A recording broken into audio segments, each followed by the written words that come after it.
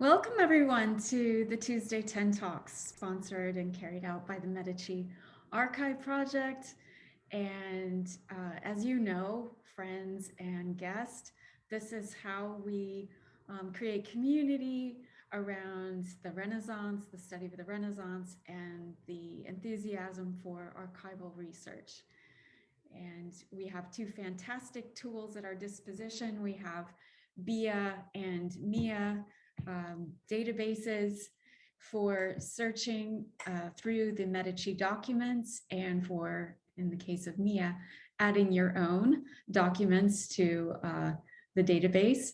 And today we are roaming quite far from Medici territories to think about Protestant communities in the far north of Europe. But of course, one can search for information about these communities and the wider geography of the world through the Medici databases.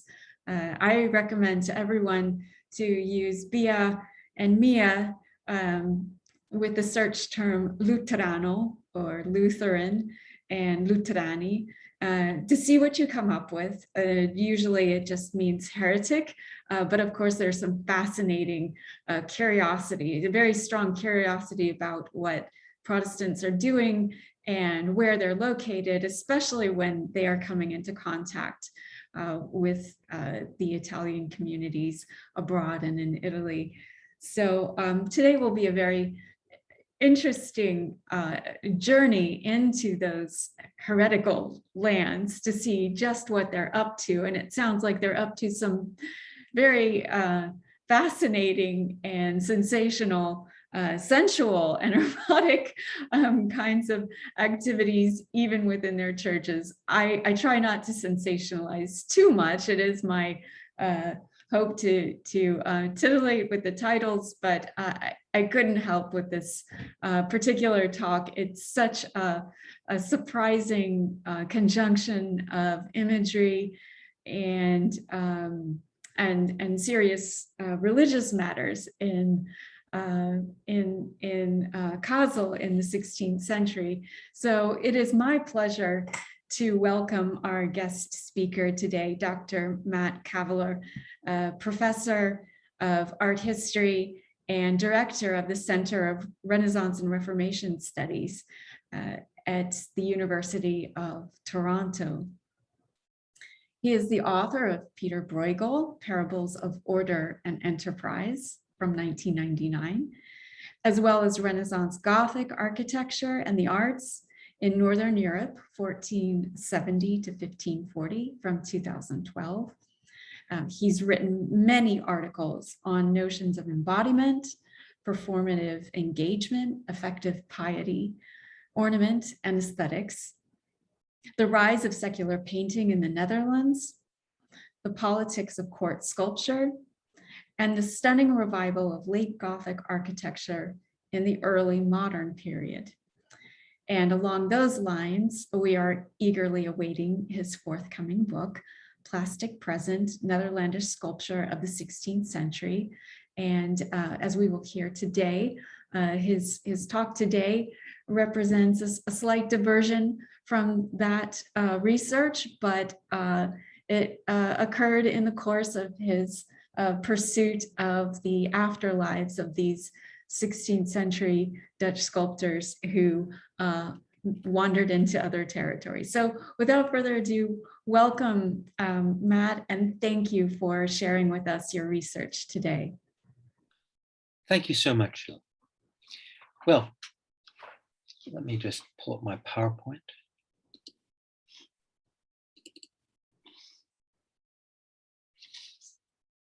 Great. Well, good afternoon, and my thanks to the Medici Archive Project for inviting me to speak to you. Today, I would like to introduce you to a remarkable Renaissance object, but I also want to say something about the increasingly ferocious tombs race among the Central European elite. And I want to suggest how several of these tombs might be carefully gendered to address problems of public relations and power disputes between the sexes. The tomb of Philipp the Magnanimous Landgrave of Hesse is one of the more surprising works of the Central European Renaissance. Carved from 1567 to 72, the sepulchre is immense, rising a full 11 meters and spanning 6 meters in width. It is the first wall tomb in Germany, and it is larger than all of its successors except for one, that of Georg von Kommerstadt at the very end of the century. Previously, the tombs of the Landgraves of Hesse, like that of most German rulers, had been relatively simple blocks supporting recumbent effigies on top. The choir of the Church of St. Elizabeth at Marburg had earlier served as a necropolis for the House of Hesse, and we see there a collection of similar tomb chests set out in rows. The grave of Philipp's father is located here. But Philip was to embody a new start. As a confirmed Lutheran, the church at Marburg, with its Catholic devotion to St. Elizabeth, was judged inappropriate for his tomb. It was erected instead at Kassel, in the Protestant church of St. Martin.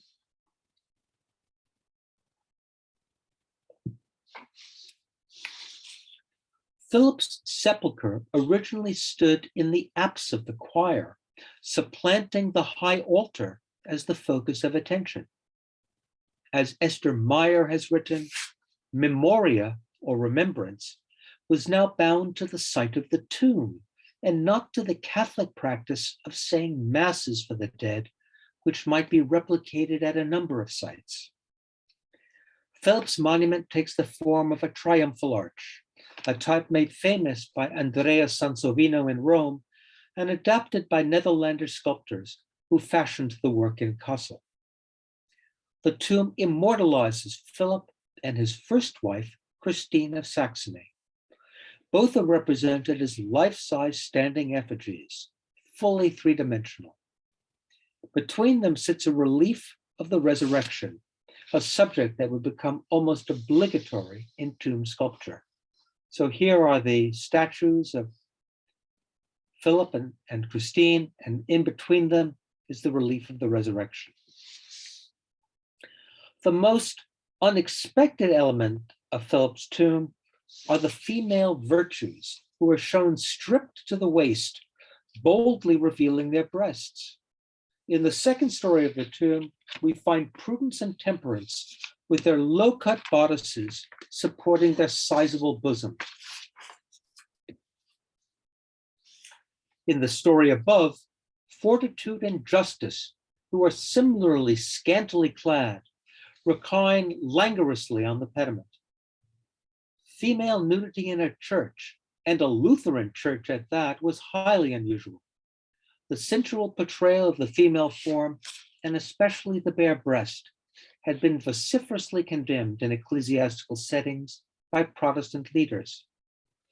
Huldrych Zwingli had lamented, "Here stands a Magdalene so whorishly painted that even the priests have said, 'Who can maintain devotion here and observe moderation?' Yet even the eternally pure and immaculate maid and mother of Jesus Christ had to have her breasts bared." The tomb's unusual erotic cast, however, was carefully calibrated and says much about Philip's ability to rule. His sexual prowess is signaled as a corollary to political power. Indeed, Philip's extravagant sexual appetite and his scandalous marriage history, both highly public, may have demanded such an approach. We might consider the tomb as an attempt to defend Philip's equivocal reputation by his son Wilhelm, who commissioned the work.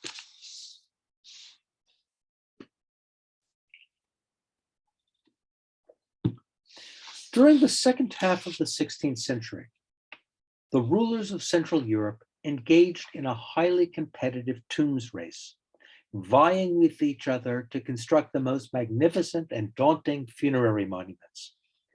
The splendid tombs of the Central European nobility became a chief instrument of self-fashioning for this elite.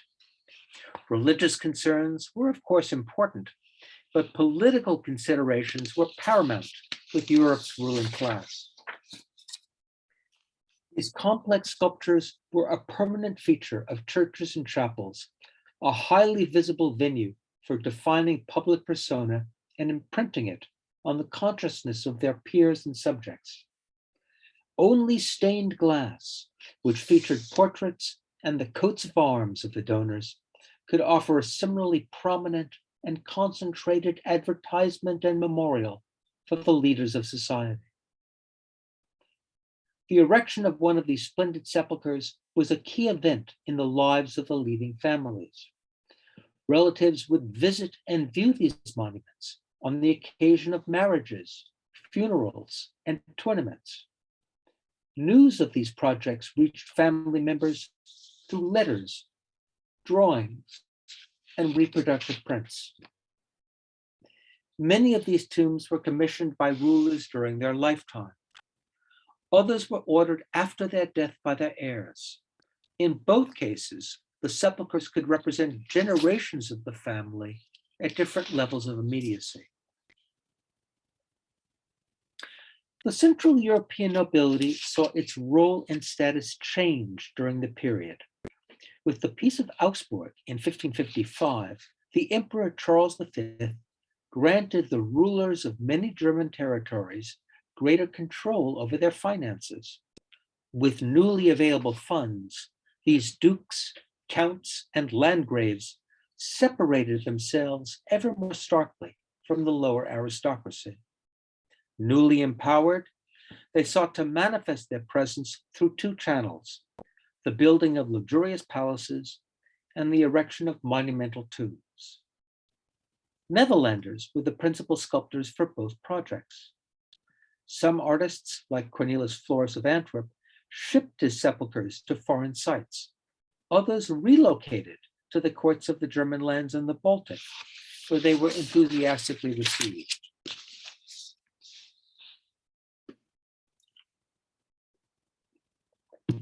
One of the early monuments of this new order was the mountainous shrine to Elector Moritz of Saxony in Freiberg, the first major memorial to a Protestant leader.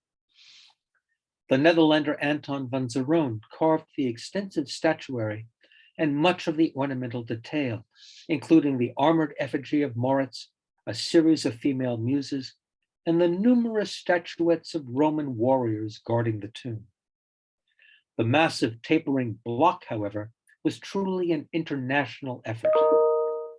The design was conceived by Gabriel and Benedict de Tola from Brescia, with an eye to an early plan for the tomb of Pope Julius II by Michelangelo.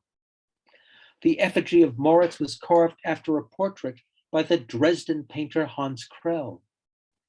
The brass griffins, which we see right below the statue, were cast by the Lübeck goldsmith Hans Wessel.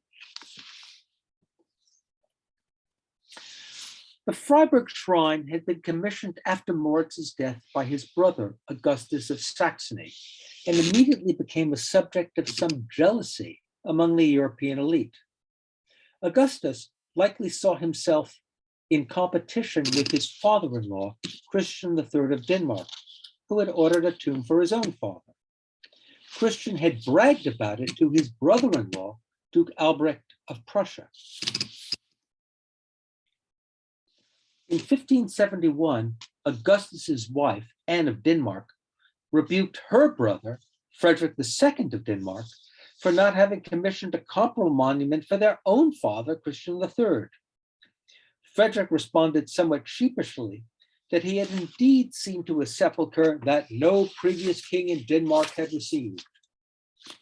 This creation of 1573-5 was entrusted to the Flemish sculptor Cornelis Florus, and it too was a work of European renown that served as a prototype for the tomb of Frederick II himself 2 decades later.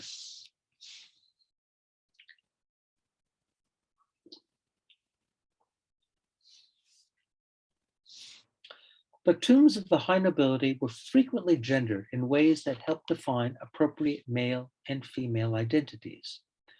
Florus's tomb for Christian III established a starkly masculine presence in the Cathedral of Roskilde, the new pantheon of Danish rulers. The Roskilde tomb clearly reflects knowledge of the famous temple tombs of the French kings Louis XII, Francis I, and Henry II at Saint-Denis. I show the tomb of Henry II on the right. Unlike the kings on the French tombs, however, Christian is represented alone, without his wife, Dorothea of Saxe-Lauenburg. The king is shown twice alone, lying in state within the structure and kneeling in prayer on top. Although early plans for the tomb included Dorothea, she was omitted from the final product. Flores replaced the female bronze virtues on the French tombs with over life-size Roman warriors in alabaster.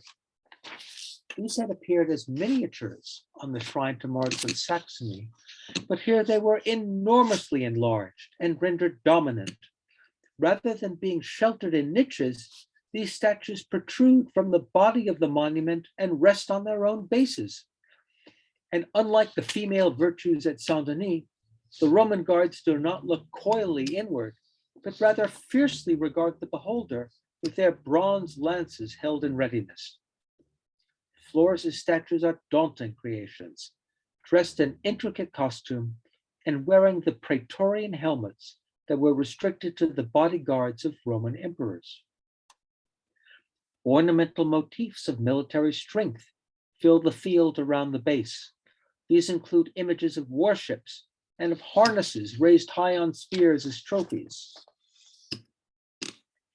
Even the grotesque frieze is bellicose. Two wild men brandishing clubs emerge from vegetal tendrils to battle each other. Christian III is presented as a military ruler, a man's man, untempered by any female presence.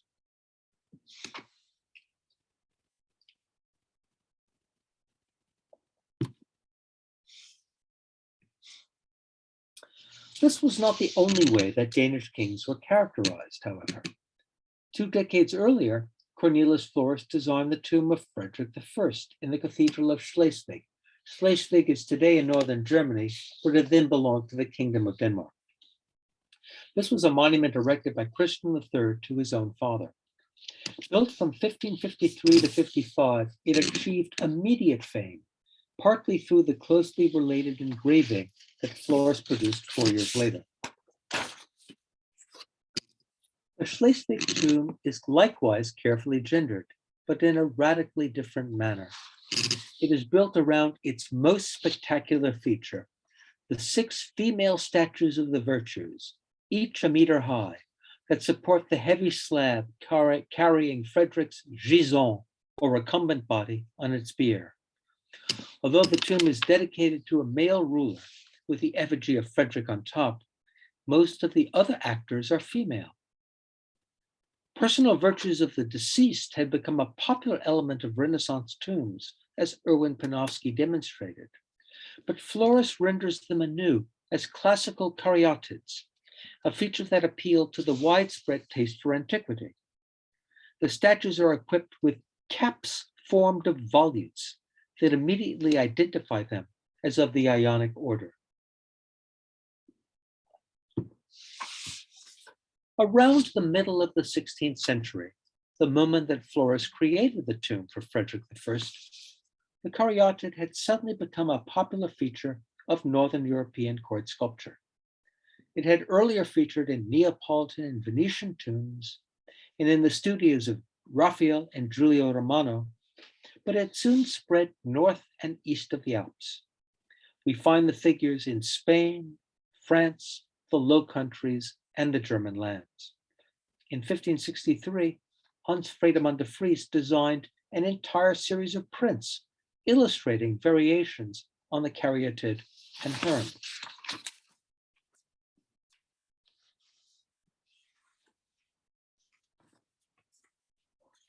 The caryatid, however, was not a neutral figure, not simply a token of archaeological interest. It conveyed suppression and subservience. Vitruvius reported that the caryatid represented the women from the Peloponnesian town of Caryae, which had allied itself with the Persians and been defeated by the Greeks. Publicly humiliated, the women of Caryae were further punished symbolically by being represented as statuary forced eternally to support architectural loads.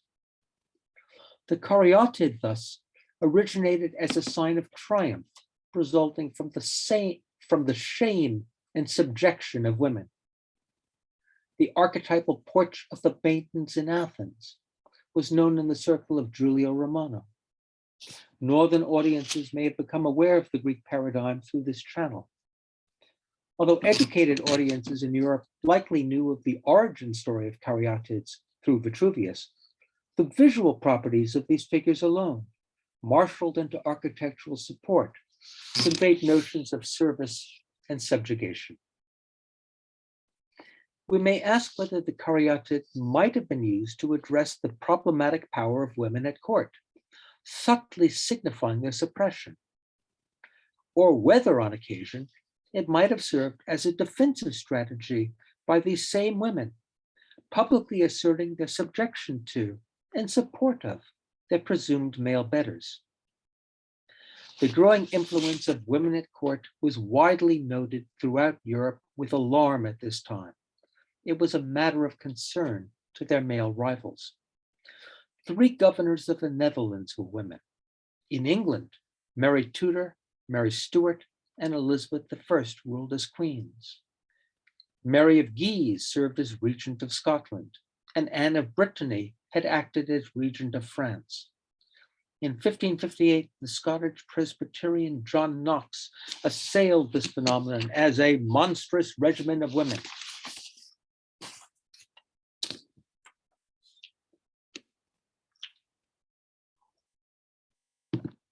It is possible that the caryatids on the tomb of Frederick I served a political function in Denmark. Floris's monument was commissioned by Frederick's son, Christian III, and Christian's court had a strong and divisive female presence, that of his wife, Dorothea of Saxe-Lauenburg. Christian allowed Dorothea considerable power in state affairs and intended to have her appointed regent to his son, the future Frederick II. Her influence was greatly resented by the Danish council, though, and particularly by Christian's chancellor, the powerful Johann Fries. Dorothea was ultimately forbidden a seat at the council and was forced to promulgate her designs secretly. Did the 6 caryatids on Frederick's tomb function as a reminder to Christian's nobles that women were intended to play a supportive and secondary role? Did Floris's caryatids convey subconsciously the conviction that the kings of Denmark had the situation well in hand?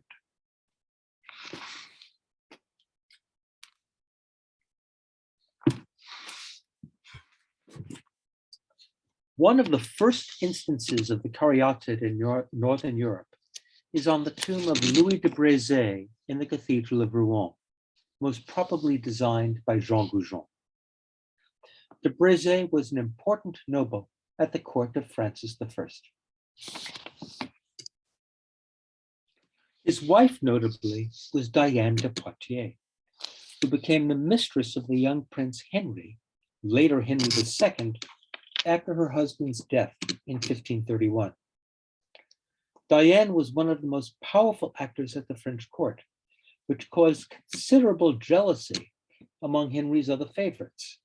Henry's wife, Catherine de' Medici, regarded Diane with suspicion, and Francis would at one point banish Diane from court. The position was exceptional, but required constant attention. In 1536, Diane first began planning the tomb for her departed husband, Louis, a monumental wall sepulchre in the form of a triumphal arch. It was completed by 1544. Louis was represented 3 times in the sepulchre, as a tanzi, here down at the bottom, a body in decomposition, resting near the bottom of the tomb, but standing behind it and no longer present, was a standing effigy, and an armored equestrian riding victoriously within the frame of the arch above. Beautifully carved and exemplary are the two pairs of caryatids that bracket the mounted figure of Louis and support the heavy upper entablature. These female figures gracefully uphold the third story of the tomb and are considerably larger than the riding warrior they flank. Diane de Poitiers is herself represented in the monument. She is the woman kneeling in prayer behind the double columns at the lower left, directing her attention over the effigies of Louis to the statue of the Virgin and Christ Child behind the columns at the lower right. If this was indeed the original plan, Diane chose to occlude her presence behind columns in order that it would not compete with that of her husband. On a more symbolic level, the caryatids may well have conveyed female subservience to and assistance of the male domain.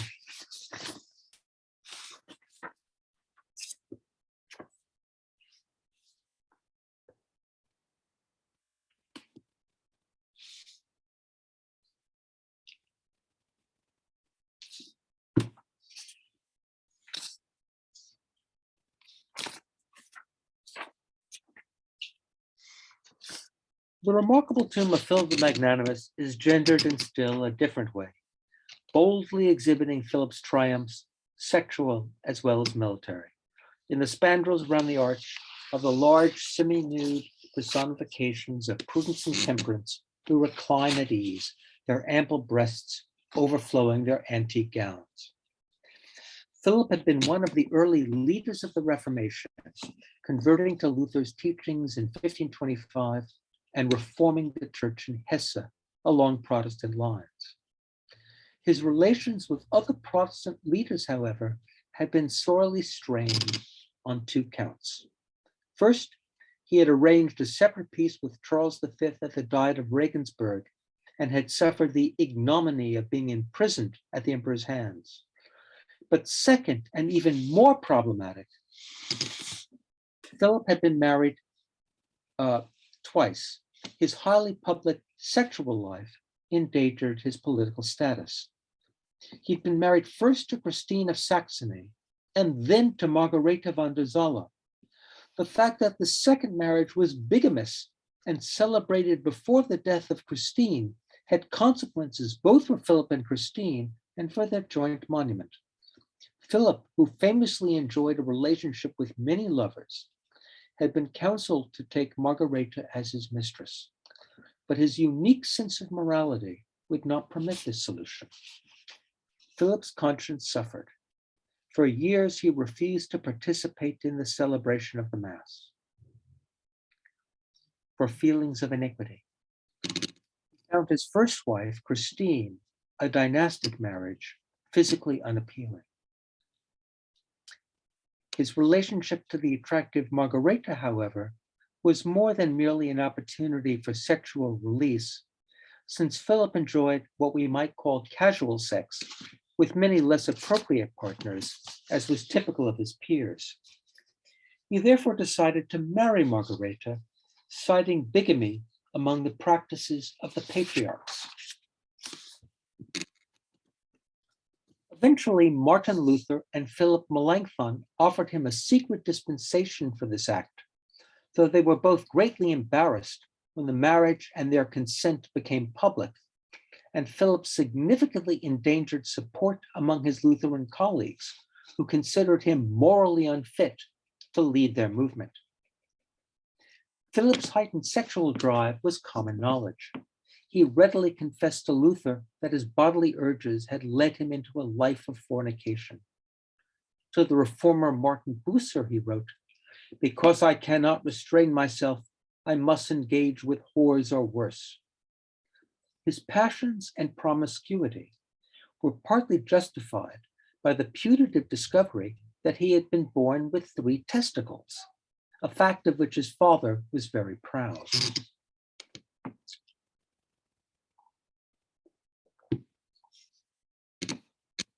This biological anomaly was actually not unique.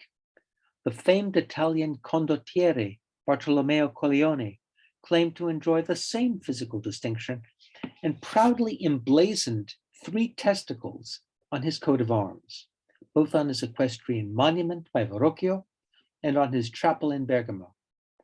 Like Colleone, Philipp styled himself as a second Hercules, a potent male figure with near godlike strength and virility.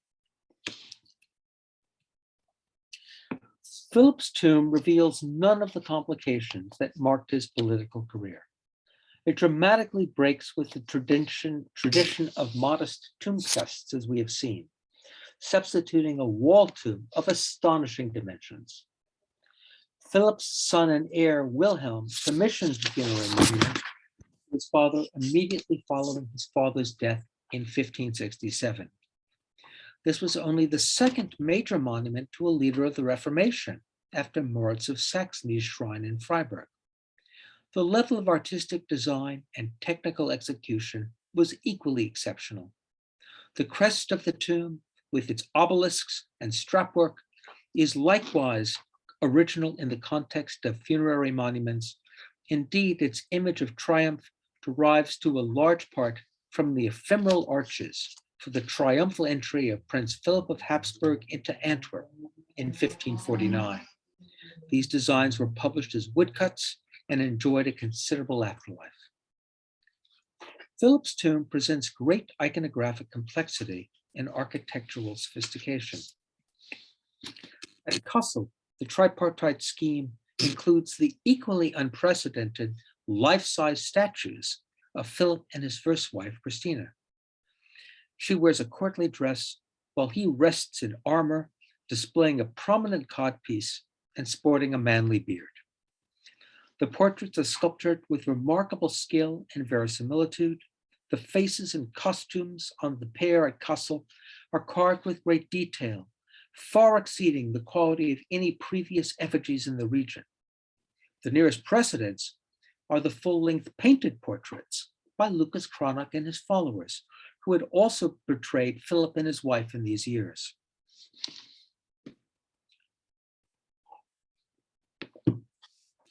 Philip's tomb was designed and mainly carved by 2 Netherlanders who had come to Germany.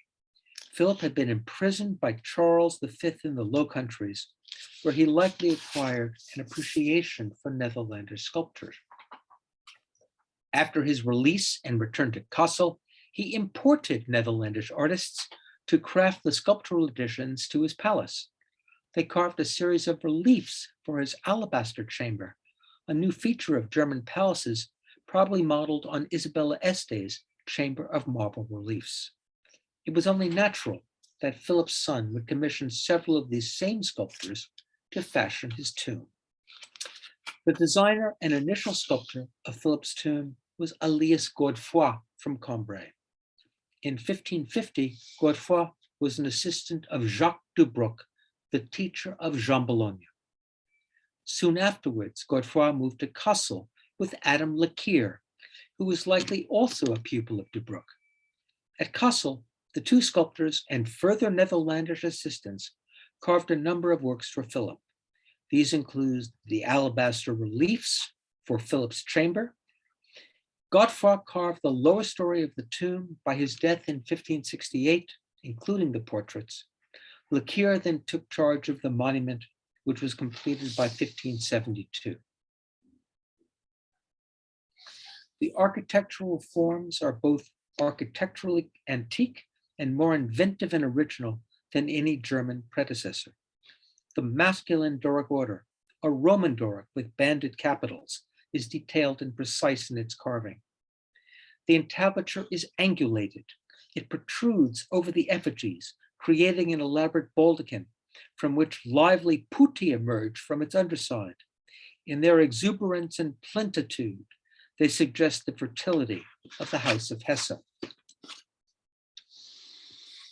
The tomb presents the Landgrave with his first wife, who died in 1549, even though his second wife had survived her by 17 years and had died only the year before. This must have been the choice of Wilhelm, the son of Christine. His mother had come to accept the second marriage, having been assured that her children would not be dispossessed. Furthermore, the second wife, Margareta, would always hold a second-class status, living on her estate in Spangenberg, far from Kassel, where she would entertain her husband only on weekend visits. Christine's loyalty to her husband was proverbial. During Philipp's imprisonment, Christine pleaded with Charles V for his release. This devout act was so much a part of her public persona that it was included in the text to the epitaph that Wilhelm erected to her alone shortly after her death.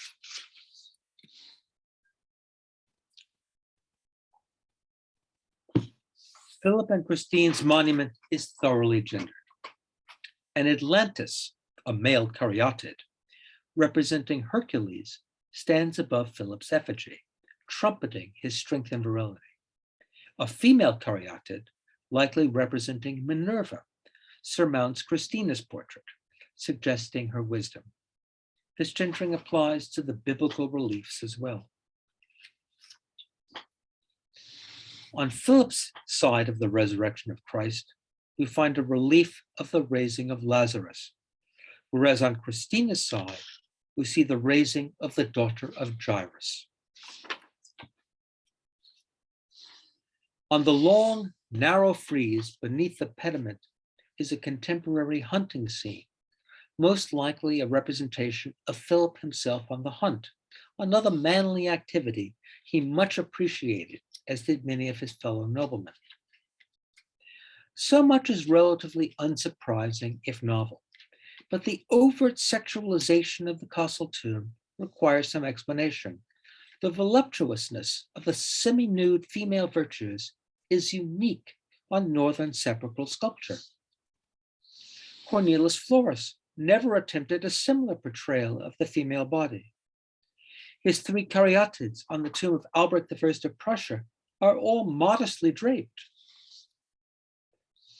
On Florus's tomb of Frederick I, 5 of the 6 caryatids are decorously covered, while the 6th only partially reveals her breasts and suggests nothing of the sexual availability that we find in Kassel. On the one hand, the large rounded breasts of Prudence and Temperance could suggest Philip's fecundity. Prominent breasts adorn nymphs and goddesses on fountains, and smaller objects like ewers, symptomatic of the life-giving fluids they emit. Philip was remarkably reproductive.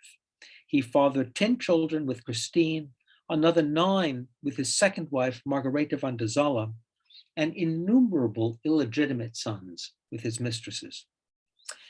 But the naked breast was seized upon as the site of erotic desire. Following the French poets of the Pléiade, writers in several countries dedicated verses to the female breast, as had the Flemish artist and poet Lucas de Heere.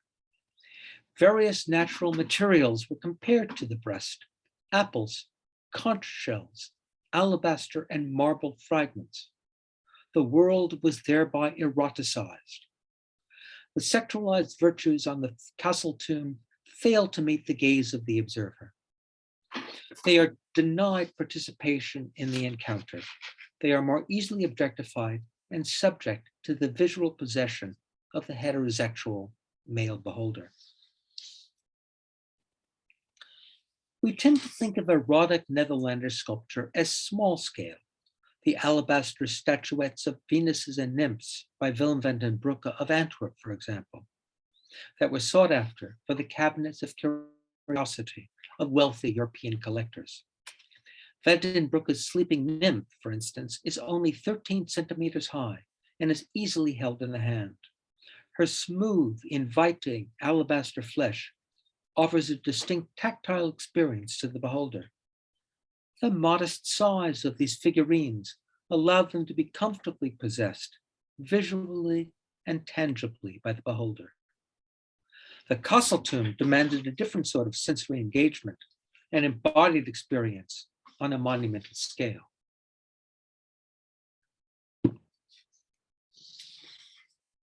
The female body as objectified sexual image had been widely propagated through the paintings and prints of Lucas Cranach the Elder, since 1504, court painter to the electors of Saxony. And it was precisely in this circle that the exploitation of the female form thrived. Cranach's many paintings of Venus and reclining nymphs, naked but for a veil, elicited direct communication with the male viewer, often by returning his gaze. The objectified female body, open to virtual possession, became an inescapable product of Saxon court culture.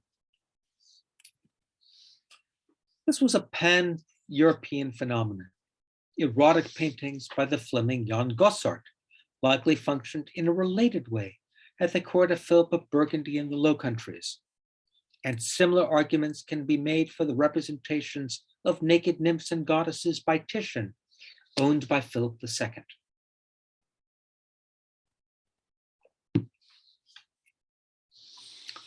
As Ulrich Pfisterer has shown, the leaders of 16th century Europe might view their possessions of erotic images as a proclamation and extension of their political power. Male sexual dominance was considered a metaphor for affective rule. Rudolf II, Emperor Rudolf II, likely considered his collection of mythological nudes by Bartholomeus Spranger, for instance, as an expression of his supremacy in European affairs. Spranger's painting of Jupiter and Antiope directly represents male sexual conquest as a principal subject of Rudolph's collection. Not coincidentally, Jupiter reaches around and supports Antiope's corpulent breasts for display as a sort of trophy. Spranger's painting of Diana resting after the hunt extends this dynamic to the Habsburg colonization of the New World. An indigenous American wearing a distinctive headdress dutifully presents Diana with game as tribute.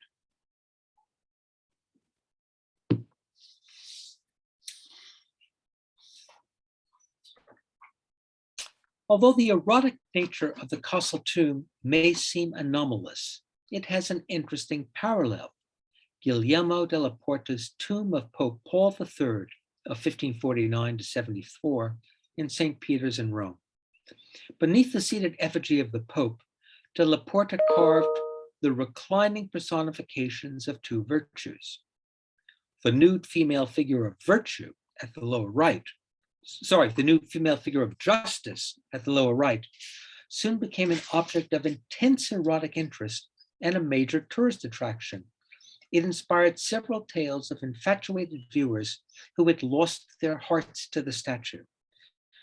The sexual appeal of della Porta's justice became so scandalous that its nudity was soon concealed beneath drapery. Guillermo's son, Teodoro della Porta, fashioned the cloak that was fitted over the marble figure in 1593 to 96.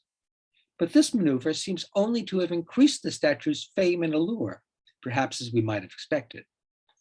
This recourse itself had followed the similar decision to conceal the nudity of Michelangelo's figures in his Last Judgment in the Sistine Chapel.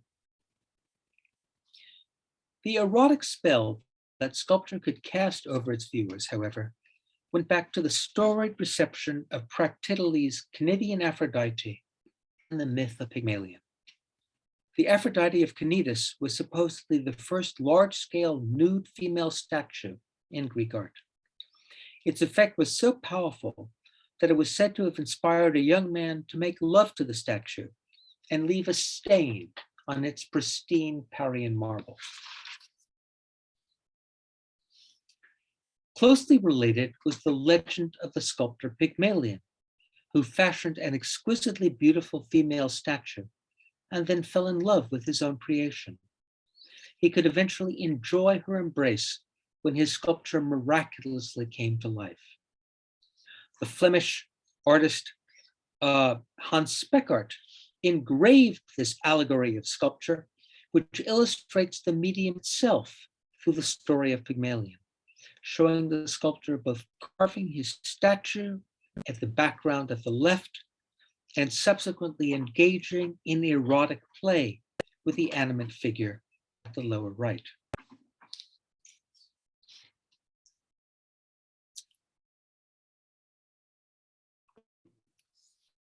The tomb of Philip the Magnanimous most likely elicited comment on the sexuality of the deceased and the erotic presentation of the female virtues. It seems likely that Wilhelm sought to present his father's prodigious virility as a male strength and a defense against attacks that Philip had endured on account of his bigamy. Wilhelm seems to have addressed charges of licentiousness by acknowledging sexual prowess as a positive aspect of his father's life, an identity fitted for Philip's role as ruler. Philip is shown as fully dominant, sexually and politically, a man of the senses and appetites as much as a pious Christian and military leader. The monument thus engaged in a discourse on eroticism and power across media. It exemplified the direct sensory appeal of sculpture, its smooth and hard surfaces that promised pleasurable sensation to the imagined touch of the viewer. This is the other side of his storied fertility. And this was one of the functions of tombs, the creation and promotion of a viable public identity. Thank you. And thank you, Professor Kavaler. This was, let's see, this was much, much richer than I was prepared for. You've brought together so many strands, family dynasties, gender politics, the meaning of the erotic within a church, within Catholic churches and within Protestant churches. And you've brought together a fascinating range of images and objects. I don't know if I can do justice to the wealth of topics you've put before us, and therefore I hope that our listeners will chime in with questions. We've got one already. Everyone is welcome to ask questions. Let me start with a question from Marissa Bass. Thank you for this wonderful talk, Matt. I was particularly struck by the detail you showed of fortitude on the Kassel tomb. It's hard not to see a phallic reference in the way that the personified virtue holds the broken column bent in parallel to the hand of Christ below, and its positioning between her legs. Do you think there is room in the interpretation of this tomb to understand not just the masculine prowess, but also the body humor as part of its subject self-fashioning? Can we imagine laughter as a legitimate response to the monument in the context of its original reception? That's a very interesting question, Marissa. Thank you. I had actually wondered about the that strangely positioned column with fortitude. It's possible that that was a joke on a part of the sculptors. As we know, artists often make jokes that their patrons don't necessarily get. I think it wouldn't have been a public part of the tomb, which I think had to assume a kind of seriousness. Also, I thought my talk was provocative and tendentious enough. I didn't want to stray further into the realm of Freudian analysis, but I think that's a very good observation. If I may, I'd like to follow up on a term that was used in Marissa Bass's question and in your talk, and that's this notion of self-fashioning. First of all, I love the phrase tombs race to describe this phenomenon you've identified. But to talk about self-fashioning overlooks something you've brought out in so many of these examples, that the tombs were not fashioned by the people who rest in them, but by their widows and sons. So to what degree is this family fashioning? Well, I think that's what first of all, some of the tombs were commissioned by people during their lives. And it's not clear if Philipp had initially planned his tomb before he died, because the artists were already present on site. But this is really family, it's dynasty fashioning more than it is of a person. And as I said, all members of the family are in a way represented by these tombs at different levels of immediacy. But that's a very, very good point. Tombs are really never restricted to the person that they memorialize. They really stand for the entire family, which is why they were such a matter of concern. And I can imagine, especially as you describe some of these complex dynasties with multiple wives, that there were very high stakes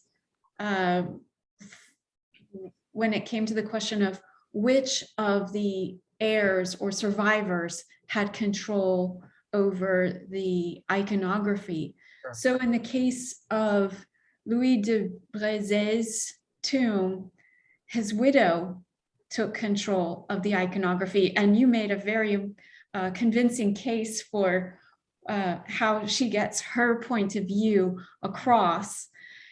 And your main topic, of course, it's the son of the first wife, who has control over the iconography.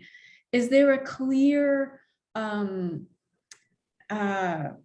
process for determining who gets to carry out the tomb? Is that something clarified in the will? It's the first surviving son who is the heir.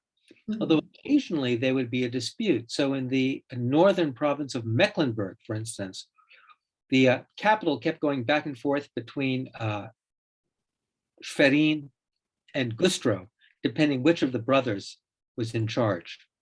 So there would be some dynastic dispute, but usually the first son survived, he was the heir, and he determined the tomb. There are occasionally, for instance, when Engelbrecht of Nassau dies, he was a major noble in the Netherlands. He died without a son, but his nephew, Hendrik of Nassau, who was his ward, built the tomb. And so in a way, the tomb, although it technically commemorates Engelbrecht, it's really the tomb for any Nassau you got. And the living one was Hendrik. And so what was the reason that Diane de Poitiers was able to design her husband's tomb? Well, her husband had died several years before. She was extremely powerful and wealthy. And so she used the tomb, I think, as a way to get her own point across. Also, she had a very contentious situation at court, at the French court. And I think she was extremely clever in using a variety of tools, really, to exert her power. And this was one. And Rouen was the second city in France at this time. Under Francis I minority, the regent of France had been Georges d'Amboise, who was Archbishop of Rouen. So it was a major city, major site. And there was no son from the union? No. Oh, okay, all right. So it confirms your general rule. Right, but also when the widow survived, often the widow would take charge. Only when both the husband and wife were dead could the son presume to build the tomb, or there would be some negotiation. Oh, okay. There are lots of questions are pouring in, so I will step back for a second and read some of the very interesting remarks. Ruben Soikerbroek, excuse me for the terrible pronunciation, writes, I had noticed the same as Marissa, the same issue of the column. And if I'm not mistaken, the figure of fortitude parallels a reclining figure in the pediment. Who is that? And is there any meaningful link between the two? A fortitude is the figure in the pediment. I excerpted it with a detail, but it is the figure in the pediment. Does Ruben think the phallic interpretation is called for? We'll see. I'll let you know if he types in a response, and he's also welcome to raise his hand and become a commentator. He also points out that his thanks for a wonderful lecture, witty and inspiring as always, he writes. Then we have a comment from G. Knox. Thanks for a great talk, Matt. I like, of course, the reference to Colleoni. I was just wondering whether Philipp the Magnanimous made any claims in his coat of arms that parallel those of the tomb. That's a good question. He did not.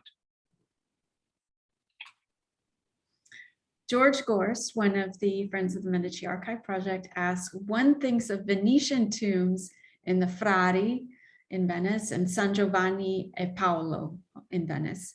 Is this part of Venetian trade and Venetian influence in terms of gender representation? I'm not sure. The Venetian tombs and Neapolitan tombs are precedents. Some of the Venetian tombs have male Atlantes. And I think these are basically supporting figures that suggest victory over some defeated or some lesser figure. So I think the Vendramin tomb, for instance, several of them do. I don't think there's a direct connection with Venice at this time. Because the Greek caryatids and ancient Roman caryatids from Hadrian's villa were already known at the French court. So that's how I think the chain of transmission went. Oh, that's fascinating. Ruben adds a rejoinder or a response. Well, it's hard not to notice the phallic pun, in my opinion, but the figure with the column is lying on the pediment rather than in the pediment, right? I noticed a harnessed figure in the triangle of the pediment. Oh, I'll have to look at that. Okay. Sorry, I haven't looked at it. And I'm not certain I recall either. Then we have Christopher Neville, who says, thanks for a wonderful presentation, Matt. These 16th century and later Lutheran princes existed in two worlds, the Lutheran world and the prince's world. When there was some sort of perceived conflict between these two, often in terms of some sort of personal magnificence or spending on churches and tombs, it has often seemed to me that the princely point of view routinely won out, perhaps from a sense of obligation to present themselves in princely terms in a pan-Christian courtly network. That's a great point. A second point, in contrast to Vitruvius's comments about caryatids or in other sources, such as John Schute's column book from the 1560s, we find gods of both genders, such as Hercules and Juno, in caryatid form, which seems quite close to the presentation in the Kassel tomb. Yes, I think so. In fact, when Friedemann de Vries does his series of prints of etchings of Herms and caryatids, he also includes male caryatids or Atlantes. There is an entire book written in the 1950s on Stutzfiguren, these human supporting figures in architecture. And they go through many varieties. Yeah, they start out just as the women of Caryae, but as Chris correctly points out, in the Vitruvius, they quickly spread out into masculine forms. In fact, Cesare Cesariano's edition of Vitruvius already presents them in 1521 in Como, and I think Fra Giocondo's edition of 1511 already includes male as well as female Atlantes. So that's a very good point. Vitruvius is much more limited than the Vitruvian editors of the 16th century. That's very helpful. Just to catch us up on the conversation between you and Ruben, says thanks. And I'd like to delve into this question of the caryatid figures and think about the portrayal of, is it Christina, the wife, the first wife? To me, her body seemed almost like a caryatid figure because of the vertical folds in her drapery, resembling so much the fluted columns next to her. She's not a caryatid, she's not supporting anything, but her body becomes like some of the bodies in Greek caryatid figures in which the drapery mimics the form of the column. And unlike those, however, we don't see her legs emerging at all to disrupt that architectonic similarity of her clothing. She becomes almost bodiless and very anti-sensual, anti-erotic. And I wonder if you want to talk about that for a second. That's interesting. Yeah. Well, I think the idea of a public portrait, like a standing effigy on a tomb, is to present the person as a kind of firm and secure presence. So a dance-like pose would not be appropriate. In fact, often these people are characterized by their dress. So she by her portly dress, and he by his armor. The armor is a little more revealing, but still it is the dress that codifies them. The portraits by Cranach, the full-length portraits by Cranach, are rather similar in their official portrayal of these figures. These are supposedly figures who are somewhat forbidding, who are dominating. They should not be recessive or admitting of complaint. So I think it's very much a part of the official portrait on the tombs. I wondered, this would be very theoretical, and I know you said already that you didn't want to push too far into the weeds, but the lack of eroticism and the complete coverage of her skin in comparison with all of the other female figures on the tomb, it just really impressed me in the strong contrast there. And I wondered if, I don't know to what degree the commissioning son could have influenced this aesthetic language, but I wonder if there isn't a subtle message that his mother is more representative of female virtues of chastity than, yeah. I think absolutely. I think an erotic portrayal of the mother would have made her into an object, dominated by the viewer, and I think that was not at all the goal. I think that's a very good point. And at the same time, the seriality of the naked women reduces them to interchangeable objects, as you've said. And that, I think, lowers the status of the second wife because she becomes one of many adulterous relationships. Yes, I think so. Anyway, I don't know if intentionality is there, but it certainly works with your theory. Politically, because of his second marriage, there were a lot of public complaints about it by the other Lutheran leaders, as we might well imagine. And yeah, and I also liked very much your point about, I thought it was very convincing that this promiscuity has been turned into a positive virtue, that of fertility, which serves the dynasty, of course. And yet we have this imagery in a church and in a Lutheran church.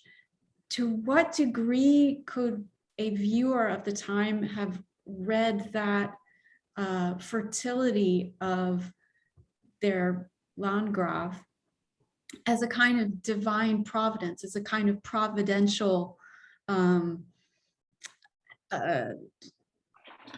That's interesting. approval of the family. Yeah. That's interesting. I think the fact that he was so, as I said, reproductive does suggest a kind of divine approbation. But I think what Chris Neville said about there being a princely and a Lutheran side to these leaders was very important, and that the princely side really trumps the Lutheran side, even in this Lutheran church. That's true. And I also had a question. I apologize for having so many questions. I am looking down to see if we have, George Gorse. I'll interrupt myself to allow the other listeners to have a say. George Gorse responds to the earlier comment saying, the Augustan iconography strikes me here from Ovid's Metamorphoses, a Lutheran version of Charles V's iconography, and many others in the 16th century. Could he add something? I don't quite understand. Yeah, I think we need a little bit of, we could benefit from a little bit of expansion on that point. I'm not sure myself, but I was struck by the apparent proliferation of is this an Italian model here that we're seeing? I think the triumphal arch type is Italian. Its origins are Italian. Also, the architectural language, what's called antique in the North, comes from the reception of both ancient and contemporary Italian architecture by these Northerners. But by the second half of the 16th century, the antique mode was really pan-European. Mm-hmm. In the first half of the century, in Antwerp, for instance, starting in 1529, sculptors who carved in the antique mode are called antique sculptors, antique sniders. But that designation disappears 10 years later in 1539, because by that time, everybody was an antique snider. Mm. And that was pretty much the same for the rest of Europe. And this is 1568 to 72. So I think one reason why Philipp imported Netherlandish sculptors is that they were famed for their mastery of the antique mode. Hmm. The local German sculptors were not considered either as up-to-date intellectually or as skilled in terms of craft. Hmm. This is striking for me. And again, I'm coming at this from a point of view of ignorance because I'm so focused on the Italian context. But it's clear from what you've just explained that this antique style could circulate in Lutheran churches without any taint or association with the Catholic artists that had developed it. Because the antique means lots of different things in the 16th century. Mm-hmm. But in Catholic circles, it can signify Catholic orthodoxy. Mm. Rome of the popes rather than Rome of the Caesars. Hmm. In Lutheran churches, it means something entirely different. That is, the same form can mean something very different in the two different churches. That's fascinating. Okay. So the context means a lot. Wonderful. Okay, so George Gorse has elaborated, and again, I'll read the first question or comment. The Augustan iconography, meaning the loves of gods, and Titian and Charles V and Philip II, Augustus, Ovid, and Habsburg iconography. So he's wondering about the connection between that and this Lutheran, perhaps this Lutheran extension of a loves of the gods iconography. No, that's very important. I mean, Ovid's Ars Amatoria, for instance, as well as the Metamorphoses, were read by the European elite really throughout the continent. And when we're talking about the elite, they are they're allowed to read these kind of things. When you're talking about the hoi polloi, you have ministers who always counsel against this type of literature. But the high nobility really didn't cotton to these warnings, and they had their own culture. The literature of the Pléiade in France, Ronsard, for instance, Du Bellay, Baïf, was very popular throughout Europe at this time. And that was intensely erotic. So this eroticism also had the impact, you've made this clear in other ways, of elevating the nobility. Both from Augustan antiquity and also from the 16th century. The French poets of the Pléiade, like de Ronsard, are the most famous, but most countries had their counterparts. And George Gorse makes a reference to his source. He's thinking of Marie Tanner's last descendant of Aeneas, the Habsburgs, and the mythic image of the emperor. Sure. And he thanks you for a great talk. Oh, thank you. Yeah.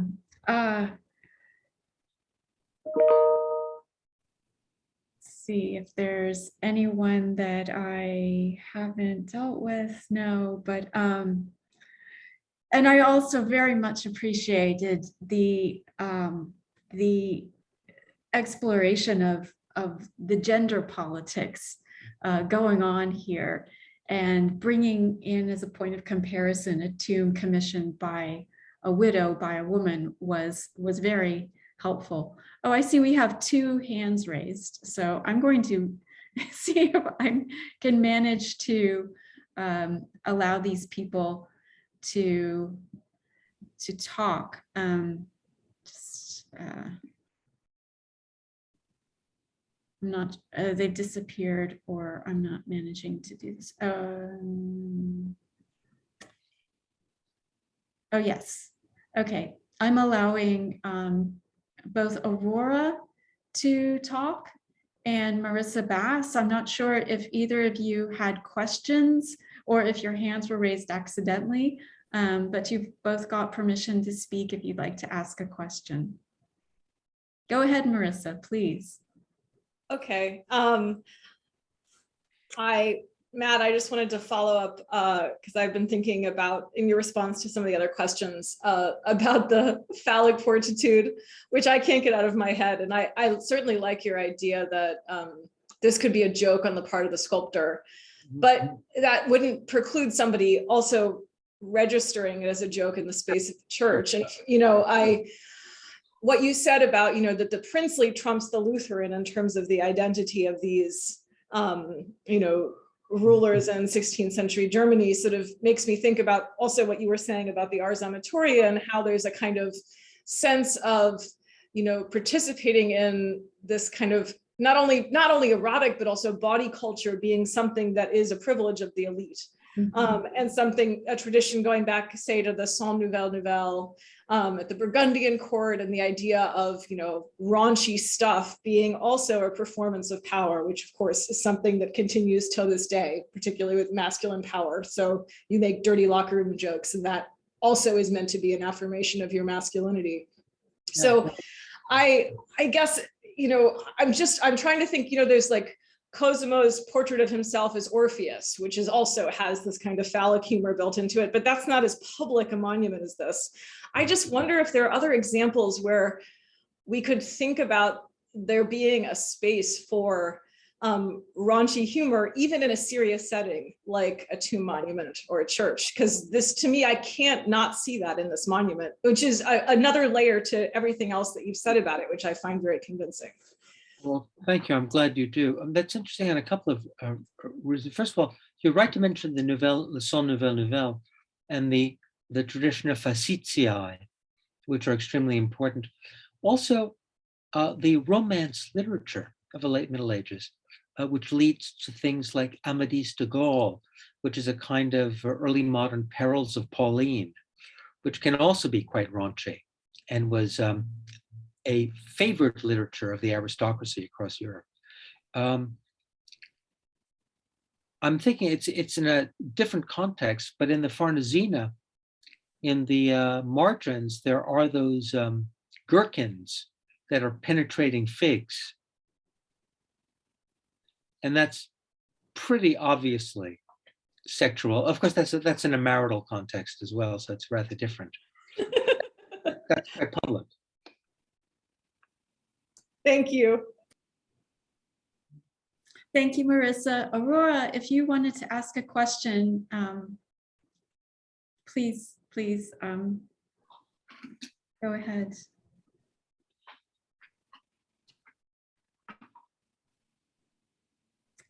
Well, this was a wealth of information and fascinating and very convincing explanations for a most surprising iconography in Kassel's Lutheran Church. I can't thank you enough, Professor Kavaler. Thank you very much, Sheila. It was a delight. And thanks to all the people who listened and asked questions. Very helpful. Thank you, everyone. And we'll see you next week for the next edition of Tuesday 10 Talks. Bye. Bye-bye.